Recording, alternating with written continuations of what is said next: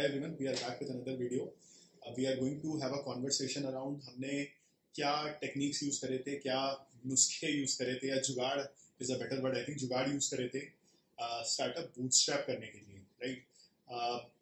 सो bootstrapping में फंडा क्या रहता है, जिनको नहीं पता है, आई एम श्योर आप सबने टर्म तो सुना ही होगा, बट ब्रॉडली ये कि यार आप एक्सटर्नल कैपिटल मत रेस करो, जो कि हमने नहीं करी थी.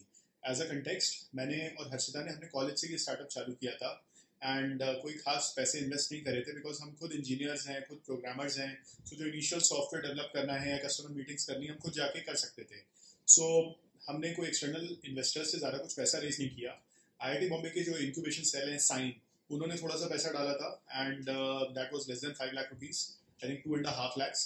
एंड सेम वे लाइक एक और हम मेरे फ्रेंड हैं गौतम, उन्होंने कुछ पैसा डाला था. बट अगेन दीज आर ये जो पैसा डाला है, ये लिटरली पैसे के लिए नहीं डाला है, बट इट्स मोर लाइक कि उनको कंपनी में इक्विटी लेनी है तो कुछ तो पैसा डालना रहेगा. So other than that we are bootstrapped, and I would say the right term will be we are customer funded, क्योंकि हमने बिजनेस ऐसे बिल्ड किया है कि कस्टमर्स ने हमें पैसे दिए, उन पैसों से एक प्रॉफिटेबल बिजनेस हमने बनाया है, उसी से हमारे एक्सपेंसेस, सैलरीज या बाकी सब चीज़ें कवर अप हुई हैं. सो आज हम इस वीडियो में डिस्कस करने जा रहे हैं कि यार हमने क्या टेक्निक्स अपनाई, क्या जुगाड़ अपनाए जिससे कि हमें ज़्यादा खर्चे ना करना पड़े, राइट? बिजनेस में एक्सपेंस कैसे बचाएं जिससे कि आपको पैसे का इतना प्रेशर ना बने कि यार मेरे खर्चे जा रहे हैं बट रेवेन्यूज नहीं आ रहे. सो चालू करते हैं. तुम बताओ कुछ, तुमने क्या टेक्निक्स इस्तेमाल करी बूटस्ट्रैप करने के लिए, कुछ अर्ली डेज से क्या कुछ याद आ रहा है? Yeah, so if I talk about like really early days, एक चीज जो उन्होंने बहुत ज़्यादा prominently करी थी across all teams is hiring a lot of interns. Okay. So what we did was कि we hired a lot of interns and मतलब we then trained them, groomed them, and eventually who performed well, we converted them to full time. Okay. So उससे काफी फायदे हुए है ना. एक तो internship stipend is generally less than the full time का salaries, right? So मतलब उधर थोड़ा कैश सेव हुआ. At the same time we were able to evaluate the person for a longer period of time, right, कि कौन अच्छा perform कर रहा है, and then only convert to full time. So मतलब ऐसा नहीं था कि हमने ना किसी को फुल टाइम हायर कर लिया, हाई सैलरी पे कर दी, एंड देन फिर मतलब वो सही फिट नहीं हुआ in the company, and then the problem happened. So मुझे वो भी याद आ रहा है कि यार काफी कॉलेजेस से हमने हायर करा था जहाँ के लास्ट सेमेस्टर पूरा इंटर्नशिप रहता है. जनवरी टू जून 6 months की इंटर्नशिप उनके कॉलेजेस में रहती है, जो कि कंपलसरी रहती है. करेक्ट. तो वहाँ पे हमें अच्छे इंटर्न्स मिले थे. आई थिंक कहाँ, अहमदाबाद यूनिवर्सिटी से हमने बहुत लोग हायर करे थे. यस. और कहाँ से थे, हमने कहीं और बिट्स वगैरह में बात करी थी, बिट्स पिलानी, बट शायद हायरिंग वहाँ से नहीं करी थी. Yes, Ahmedabad university was a ये मुंबई में वो कहाँ से था, एक तो सार्थक था, एक चिरंजीव था, ये कौन से कॉलेज था, आई थिंक ठाकुर कॉलेज. से था. तो ये सब मुंबई या आसपास के जो भी, Ahmedabad university of course Mumbai में नहीं है, अहमदाबाद में, बट यहाँ से 6 महीने के इंटर्न्स मिल जाते हैं. जो कि I think Manipal Jaipur also. Manipal Jaipur, correct. Chandigarh university. Chandigarh university मुझे याद नहीं आ रही, बट आई एम श्योर किया होगा कुछ. पंकज का क्या? अच्छा, उदित. So that was one thing that we did. And apart from that, another thing that we did was कि जैसे काफी सारी companies joining bonus देती हैं, right? So joining bonus में what happens is कि एक large chunk of cash is given in the beginning. शुरू में ही है ना. So हम लोगों ने क्या किया था कि उसको ना थोड़ा सा ऐसा किया था कि हम लोगों ने normal salary start कर दी from day of joining, and instead of joining bonus we gave it as a probation end bonus at 6 months के end पे.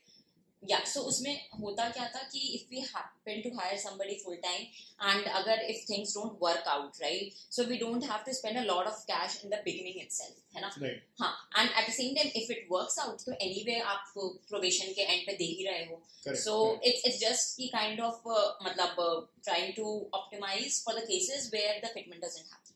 राइट. सो इसका एक लार्जर सोल्यूशन ये भी है कि जैसे लेट्स से कोई आप इंसान हायर कर रहे हो जो 12 लाख का फिक्स्ड सैलरी चाहते हैं, pre tax of course, tax वगैरह डिडक्ट हो गई, 12 लाख की सैलरी के आप किसी एम्प्लॉय को हायर करना चाहते हैं पूरे साल में, तो आप ऐसा करो कि यार उसको 1 लाख पर मंथ ना करके, लेट्स से आपको थोड़ा कैश कंजर्व करना है, आप 80,000 रुपये महीना कर दो, तो आपका 80,000 into 12 कितना हो गया? 9.6 lakhs हो गया. आप ऐसा बोल दो, बचा कितना? 2.4 lakhs. 6 महीने बाद आप 1.2 lakhs दे दो उनको एज अ रिटेंशन बोनस, और 6 महीने बाद विच इज टोटल फ्रॉम 12 महीने फ्रॉम ज्वाइनिंग, और 1.2 lakhs आप दे दो, जिससे कि उनको गारंटी 12 लाख का कैश मिल गया. ये बहुत अच्छी ट्रिक है, हमने यूज करी थी। एंड लोग भी कंफर्टेबल होते हैं। सी हम किसी को बेवकूफ नहीं बना रहे हैं यहाँ पे। मतलब कंपनीज काफी टिप्स एंड ट्रिक्स अप्लाई करती हैं जिसमें एम्प्लॉइज को वो बेवकूफ बनाने की कोशिश करती हैं, जो कि अनएथिकल है, गलत है, इलीगल भी है कुछ चीजें।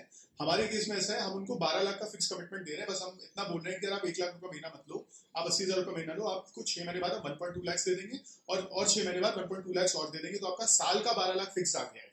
लेकिन आप टिको, तब आपको पैसा मिलेगा। सो उससे एम्प्लॉय के लिए भी अच्छा है कि यार उनको पैसे तो मिल ही रहे हैं, गारंटीड है, और कंपनी के लिए अच्छा है कि यार एक रिटेंशन मिल गया।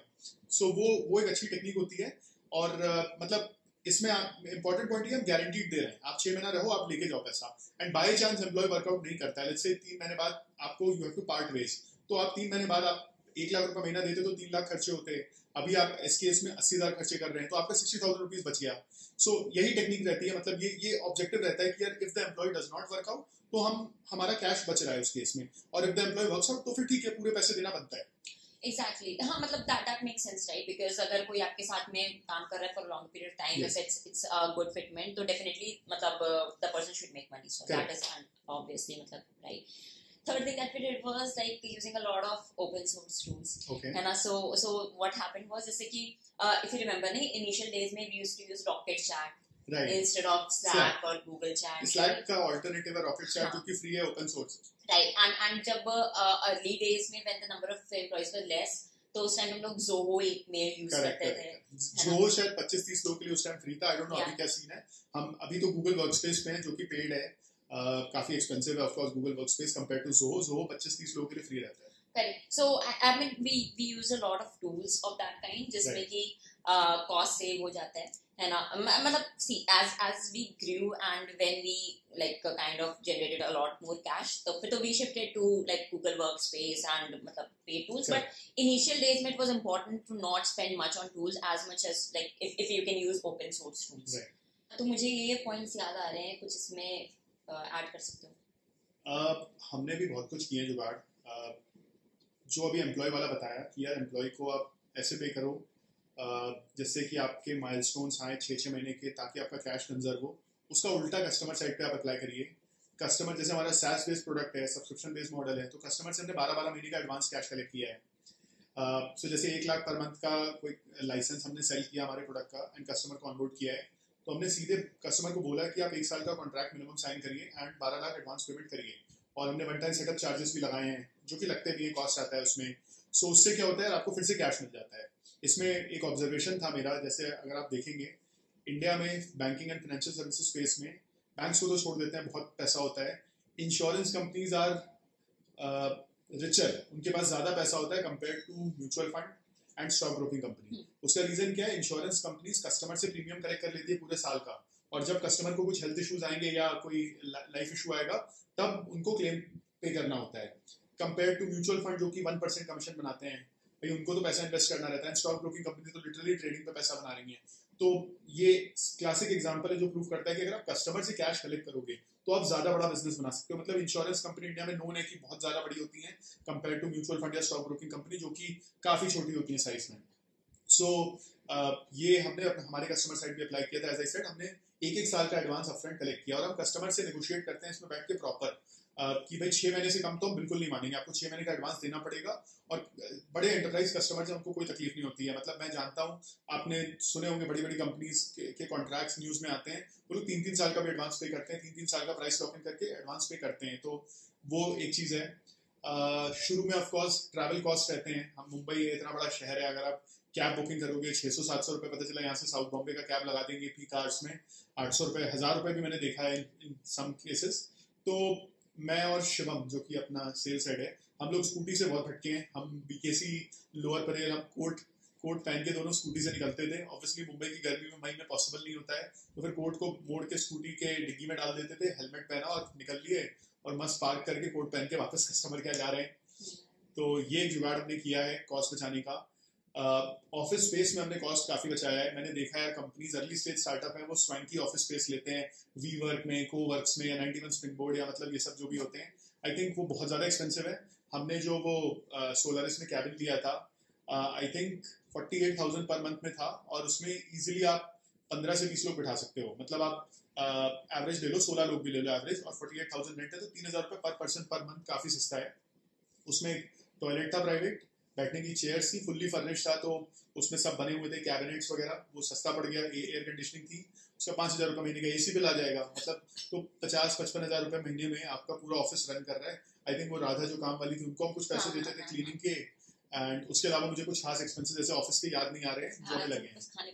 खाने पीने का रहता था ऑफकोर्स, तो ठीक है वो तो मतलब फूड एक्सपेंस है, लोग अपना अपना टिफिन लंच जो भी लाते थे या खुद कैंटीन में जाके खाते थे, थोड़ा बहुत स्नैक्स हम रख देते थे ऑफिस में, 4-5 हज़ार रुपये आप उसका मान लो, जो बिस्कुट होता है बिस्किट चिप्स, प्रोग्रामर्स हैं या लोग हैं काम करते टाइम थोड़ा बहुत चरने के लिए चाहिए, तो आई थिंक वो एक अच्छा हमारी टेक्निक रही है कॉस्ट मैनेजमेंट की ऑफिस साइड पे।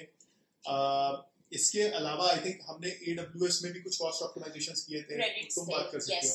AWS के बहुत क्रेडिट्स मिले हैं। हाँ, सो कई सारे स्टार्टअप्स में क्या होता है, जैसे हम लोग साइन इंक्यूबेटेड थे, साइन एक स्टार्टअप इंक्यूबेटर है IIT बॉम्बे में है, सो हम लोग वहाँ पे हमारा इंक्यूबेशन हुआ था, तो मतलब एज अ पार्ट ऑफ वो इंक्यूबेशन के हम लोग को ना कुछ AWS से क्रेडिट्स मिले थे, $5,000 के मिले थे, फिर हमने एक और अकाउंट बनाया था उसमें $5,000 और मिले थे। यस, तो ऐसे $10,000 टोटल के हम लोग को क्रेडिट्स मिले थे, एंड सो वो हम लोगों ने यूज किए थे स्टार्टिंग में काफी।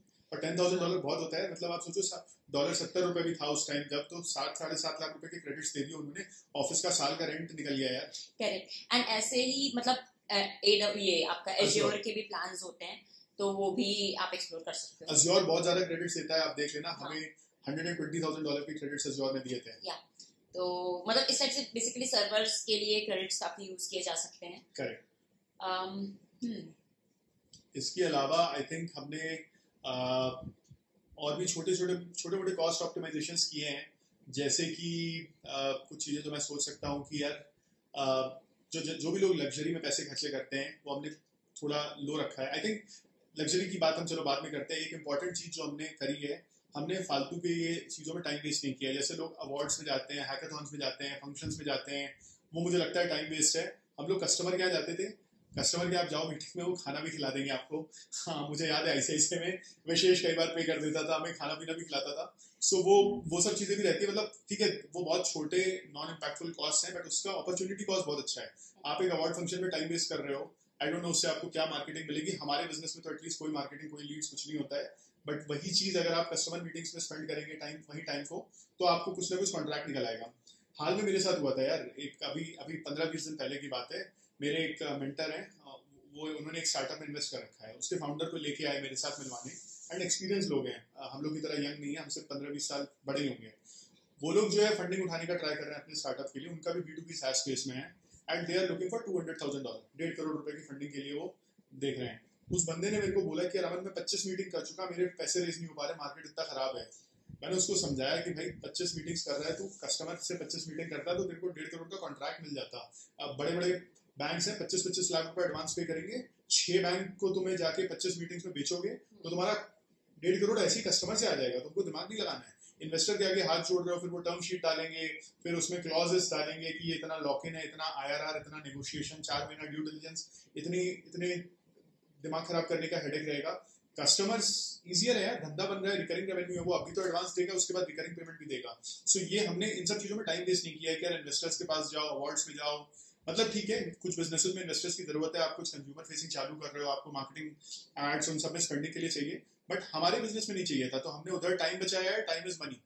Exactly, and awards the thing is कि वो कई बार ना आपको उसमें पैसे खर्च करने पड़ते हैं टू पार्टिसिपेट और टू गेट दैट अवार्ड, तो वो थोड़ा रहता है ना। सो जिससे पहले मुझे भी ऐसा रहता था कि जब कुछ अवार्ड्स मिल रहे हैं और समथिंग, तो मुझे लगता था कि बहुत सही है, ये लोग बहुत अच्छा कर रहे हैं, बट फिर वो बाद में पता चला कि कई बार आपको स्पॉन्सर करना पड़ता है ना, एंड पैसे देने पड़ते हैं। तो अरे ये बहुत है, सिलिकॉन वैली बैंक अभी जो गिरा है US में, वो फोर्ब्स के टॉप बैंक्स में, फोर्ब्स के पेज पे उसका एक ट्विटर पोस्ट है, आई डोंट नो, मैं शायद डिस्क्रिप्शन में ढूंढ के लिंक शेयर करता हूँ, वो पूरे सोशल मीडिया में फ्लोट हुआ था कि भाई फोर्ब्स से भरोसा उठ गया। फोर्ब्स ने उसको 4 दिन पहले टॉप बैंक्स ऑफ अमेरिका का कुछ बोला था, और चौथे दिन बाद वो बैंक गिर गया।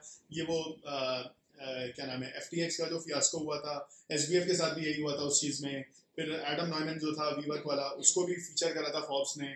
तो ये सब अवार्ड्स यार पैसे देके, मतलब आप अपना नाम कहीं छपा सकते हो। मेरे पास आज भी रोज आते हैं कि यार 2.5 लाख प्लस GST ले लो, आपका फलाना magazine, top CEO magazine, AI entrepreneur of the year, पता नहीं क्या क्या रहते हैं। हमने 10 रुपए भी खर्चे नहीं किए, मतलब 2.5 लाख प्लस GST तो कोई चांस ही नहीं है, 10 रुपए भी खर्चे नहीं किए इस चीज में।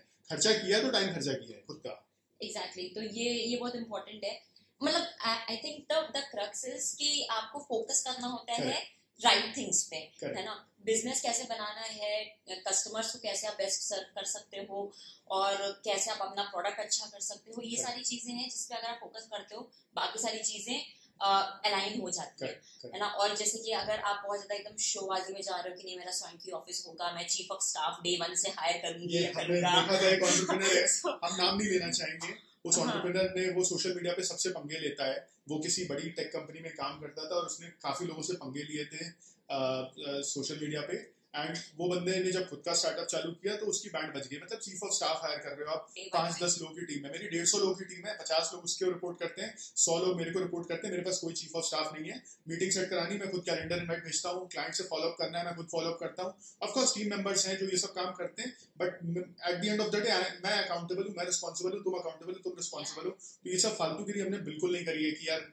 चलो हम एक डिजिटल मीडिया मार्केटिंग मैनेजर रखते हैं या चीफ ऑफ स्टाफ रखते हैं, एक स्वयं से ऑफिस लेते हैं, पीआर करते हैं, ये सब बकवास है। हमें धंधा बनाना है, हमें बिजनेस बनाना है प्रॉफिटेबल सा बढ़िया सा। हमारे लिए कस्टमर भगवान है, कस्टमर की सुनो, जो वो बोल रहे हैं उसको अपना दिमाग लगाइए आप, क्योंकि ब्लाइंडली कस्टमर की नहीं सुननी चाहिए, बट जो बोल रहे हैं उसको सुनिए और सोचिए कि हम इस प्रॉब्लम को कैसा एक बेटर सोल्यूशन मार्केट पे ला सकते हैं। प्रोडक्ट बनाइए, फिर कस्टमर के सामने लेके जाइए, उनको बोलिए देखिए आप इसको ट्राई करो, आपका प्रॉब्लम सॉल्व हो रहा है तो पैसा लाओ, सिंपल सा तरीका है। और आपको बैकएंड में टीम खड़ी करनी होती है। तो बाय द वे एक चीज और जो हमने पॉइंट मिस आउट इंपॉर्टेंट वाला किया है, हायरिंग में हमने कभी कोई खुड़ नहीं करी है कि यार चलो हम उठा के लाते हैं कोई बड़ी कंपनी से माइक्रोसॉफ्ट का एग्जीक्यूटिव या ओरेकल या आईबीएम का एग्जीक्यूटिव, हमने ये सब बिल्कुल नहीं किया है। हमने सिंपल से हंग्री फ्रेशर्स हायर करे हैं जो कि लाइफ में आगे बढ़ना चाहते हैं, जिनको कुछ बड़ा अचीव करना है, जो कि मतलब करियर में कुछ प्रोग्रेस करना चाहते हैं। हमने ऐसे लोग हायर करा है जो मतलब टीम बिल्डिंग की टेक्निक्स होती है, उस पर प्रॉब्ली एक अलग वीडियो बनाते हैं। टॉप डाउन टेक्निक होती है कि अगर आपको एग्जीक्यूटिव बड़ा लेके आओ, उसको बोला अपने नीचे आप टीम बनाइए, या फिर आप बॉटम्स अप टीम बनाइए, इन द सेंस कि आप यंग हंग्री फ्रेशर्स हायर करिए, उनको ट्रेन करिए, उनमें टाइम इन्वेस्ट करिए। आई थिंक सस्टेनेबल तरीका वो ज्यादा रहता है, क्योंकि आप अपने कल्चर के हिसाब से उनको मोल्ड कर सकते हैं। जैसे अब शिवम है, कितना अच्छा लगता है कि यार वो मेरे साथ भी स्कूटी से गया है, मतलब कभी कोई बड़ा एग्जीक्यूटिव आई डोंट नो वो बोलेगा कि यार मेरे को कार लाके तो, ड्राइवर लाके तो, वरना मैं कैसे मीटिंग में जाऊंगा। बारिश में हम लोग गए हैं, रेनकोट पहन के गए हैं। ऐसे ही मेरे टीम मेंबर्स बाकी और भी लोग हैं, मैं मतलब एक का नाम नहीं ले सकता। हमारे डिलीवरी हेड है राज, या कस्टमर सक्सेस हेड है देव, या श्रेयस है इंजीनियरिंग साइड से। सबने अपने अपने तरीके से, मतलब श्रेयस तो तब से जब हम लोग घाटकोपर के 2 BHK फ्लैट में ऑपरेट करते थे, तो बहुत सारे हमने कॉस्ट वहां पे कंट्रोल करे हैं। उसको कॉस्ट सेव करना गलत होगा, कॉस्ट कंट्रोलिंग मैकेनिज्म, बिकॉज आज हम अच्छा पे कर पा रहे हैं, लोगों को तो हम अच्छा पे कर भी रहे हैं। ऐसा नहीं है कि कंपनी ग्रो कर गई और हम तब कॉस्ट बचा रहे थे तो हम आज भी कॉस्ट बचा रहे हैं। मैंने पूरे कोविड में अपने ऑफिस का रेंट पे किया, जबकि हम वर्क फ्रॉम होम थे। हम चाहते हमारे लैंडलॉर्ड को 1 महीने का नोटिस देके कॉन्ट्रैक्ट टर्मिनेट करा सकते थे, बट मेरा बिलीव क्या था कि यार मेरा धंधा अच्छा चल रहा है, भगवान ने मुझे अच्छा कस्टमर बेस दिया है, कोविड में और बिजनेस चल पड़ा है, तो मैं दूसरे के पेट में क्यों लात मारूं, दूसरे का क्यों नुकसान कराऊं। तो हमने अप्रेजल्स भी किए हैं, हमने हमारे जो वेंडर्स हैं, पार्टनर्स हैं, सर्विस प्रोवाइडर्स हैं, सबको बराबर पे किया है। कहीं पे हमने कॉस्ट कटिंग नहीं करी है, ना हमने कोई ले ऑफ्स करे हैं किसी भी तरीके के। इनफैक्ट अभी भी इस मार्केट में हमने 40-50% तक अप्रेजल दिया है अपने टीम मेंबर्स को। आज के मार्केट की मैं बात कर रहा हूँ, ये वीडियो रिकॉर्ड हो रही है एज ऑफ 2 अप्रैल 2022, संडे है 2023 सॉरी। तो हमने आज के मार्केट में 50-50, 60-60, 70-70% अप्रेजल भी कुछ लोगों को दिया है जिन्होंने बहुत अच्छा परफॉर्म किया है, नंबर हिट करे हैं। तो हमने कॉस्ट जहाँ सेव करना था सेव किया है, बट आज हमें पता है कि वो जो हम स्पेंड कर रहे हैं वो स्पेंडिंग नहीं है, टीम पे इन्वेस्टमेंट है। तो बॉटम लाइन ये है कि यार आपको बिजनेस बनाना है, फालतू चीजों में आप पैसा मत खर्चा करो, दिखावा और मेरा चीफ एग्जीक्यूटिव ऑफिसर का टाइटल एंड मैं फाउंडर हूं, मैं ये हूं, सब बकवास है। आप अपनी स्लीव्स को फोल्ड करिए एंड चले जाइए अपना ग्राउंड पे और कस्टमर्स को मिलिए, बात करिए, एम्प्लॉइज को मिलिए, प्रोस्पेक्ट्स को मिलिए, अच्छे लोगों को मिलिए, हायर करिए, अपनी टीम बनाइए, एडवाइजर्स को मिलकर लेके आइए, अपना एक अच्छा एडवाइजरी बोर्ड बनाइए और एक प्रॉपर प्रॉफिटेबल बिजनेस बनाइए। वही सस्टेनेबल तरीका है। यही रीजन था जो हमारा स्टार्टअप एक्सोटल ने आके एक अच्छे वैल्यूएशन पे एक्वायर किया है और जो कि आज एक अच्छी बढ़िया सी बड़ी बिजनेस यूनिट में बन गया है, कन्वर्ट हो गया है। Exactly. एंड क्या है ना, जैसे अभी तो हम लोग काफी मतलब अब बिजनेस बड़ा हो गया है तो हमारे से काफी सारे एम्प्लॉय वर्क्स भी हैं अभी, है ना, इंश्योरेंस हो गया, लैपटॉप हो गया, एवरीथिंग, मतलब बहुत सारी चीजें हैं अभी, है ना। एंड जब पहले अर्ली डेज में कुछ भी नहीं था, मतलब आप मानोगे नहीं, मतलब इट्स लाइक कि जैसे इंश्योरेंस, लैपटॉप वगैरह जो अभी लगता है ना कि अरे ये तो होता ही है, ये सब कुछ नहीं था उस टाइम पे। सारे सैटरडेज वर्किंग थे। हाँ, सारे सैटरडेज, फिर हम लोगों ने बाद में ऑल्टरनेट कर दिया था, second and fourth Saturday of कर दिया था, क्योंकि बैंक्स वगैरह मेजर कस्टमर थे, बैंक्स खुद ऑफ रहते थे, करेक्ट। सो ये सब चीजें थी उस टाइम पे, ऐसा था, बट स्टिल बिकॉज जो हमारे साथ जो टीम मेंबर्स थे सब टिके रहे है ना, वो सब टिके रहे, क्योंकि उनको दिख रहा था कि यार मेरे साथ में कोई कुछ इंटेंशनल गड़बड़ नहीं है, कंपनी बढ़ेगी तो कंपनी मतलब और चीजें देगी, एंड जो Correct. हुआ भी। फिर बाद में हम लोगों ने लैपटॉप लाए, हम लोग इंश्योरेंस लाए, एवरीथिंग। एंड इनफैक्ट क्या था कि जो अर्ली डेज से भी जब हम लोगों ने ग्लास डोर पे अपनी प्रोफाइल बनाई, एंड वहां पे मतलब 4.5 के ऊपर रेटिंग 4.5 के ऊपर रेटिंग थी, और ये मैं तब की बात कर रही हूँ व्हेन जब हम लोग बहुत छोटे मतलब बिजनेस थे उस टाइम, मतलब जब 15-20 लोगों के टाइम से मैं बात कर रही हूँ।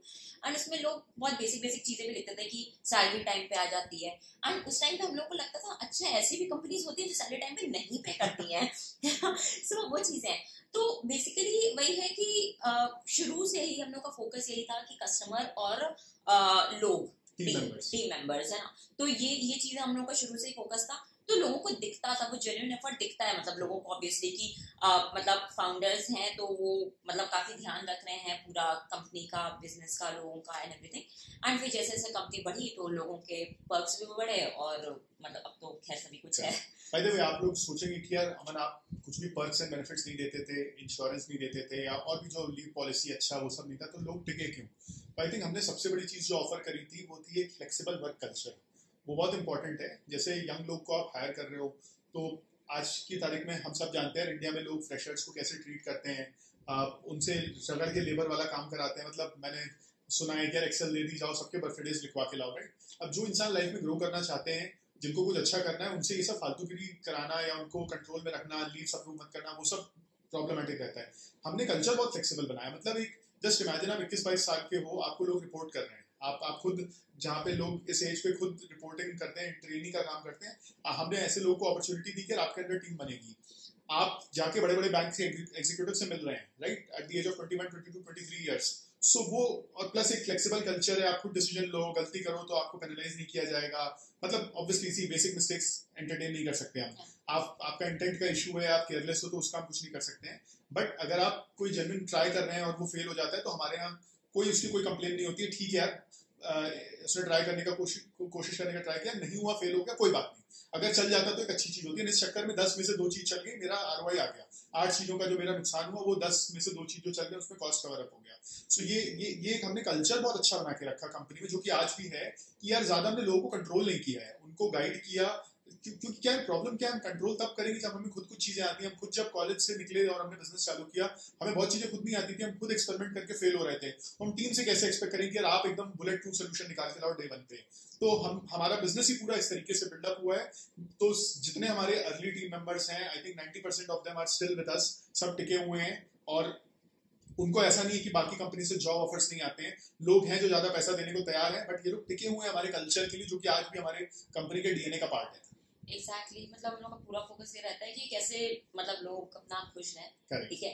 सो मतलब वही है कि इन जनरल भी मतलब like if people are happy तो फिर मतलब वो और बेटर भी मतलब दे आर ज्यादा प्रोडक्टिव भी होते हैं वगैरह, वो बिजनेस एंगल है। बट एक बॉन्डिंग आपकी जब बन जाती है ना, तो वो फिर क्या रहता है ना, फिर इट्स लाइक कि आप सेम मतलब जो टीम वाली जो फीलिंग आती है ना, इट्स नॉट कि बस सिर्फ मतलब ठीक है नाम का टीम है, वो ट्रांजैक्शनल नहीं, हाँ ट्रांजैक्शनल नहीं होता है ना, एंड वो एक्चुअली वो बॉन्ड हो जाता है। मतलब आई वुड से कि लाइक टू द एक्सटेंट कि अगर किसी को कुछ प्रॉब्लम है आपकी टीम में, पर्सनल लाइफ में, ठीक है, तो अगर आप उसको उसमें भी हेल्प कर सकते हो, तो वो मतलब एक ऑब्वियसली एक नेक्स्ट लेवल बॉन्ड बन जाता है। एंड फिर वो क्या होता है, वो पैसे से ज्यादा बड़ा बॉन्ड हो जाता है। कोई और कंपनी आएगी और फिर बोलेगी ठीक है मैं आपको ज्यादा पैकेज दे रहा हूँ, आप आ जाओ, लोग नहीं जाएंगे, बिकॉज वो पर्सनल बॉन्ड ज्यादा बड़ी चीज हो जाती है।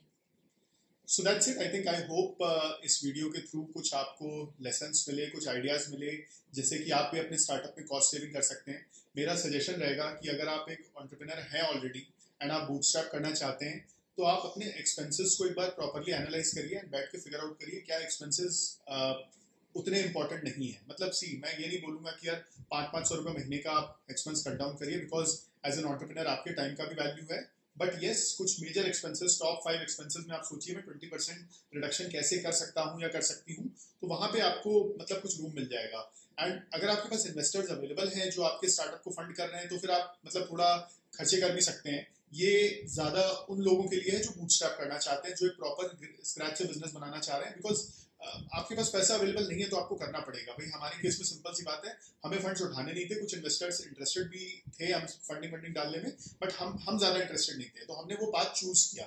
अगर आप फंडिंग का पाथ चूज कर रहे हो तो ऑब्वियसली आपके पास रूम ऑफ एरर बढ़ जाता है, बिकॉज आप थोड़े बहुत 10-15% इधर उधर नुकसान हुए तो कोई दिक्कत नहीं, आपकी जेब से आपका पैसा नहीं जा रहा है। So I hope video will be useful and please do share your suggestions in the comments box below, और भी क्या वीडियोस के टॉपिक्स पे आप चाहते हैं, एंड अपने बाकी एंटरप्रेन्योर फ्रेंड्स के साथ इस वीडियो को जरूर शेयर करें एंड चैनल को सब्सक्राइब करें। Thank you. Like, share and subscribe. Thank you.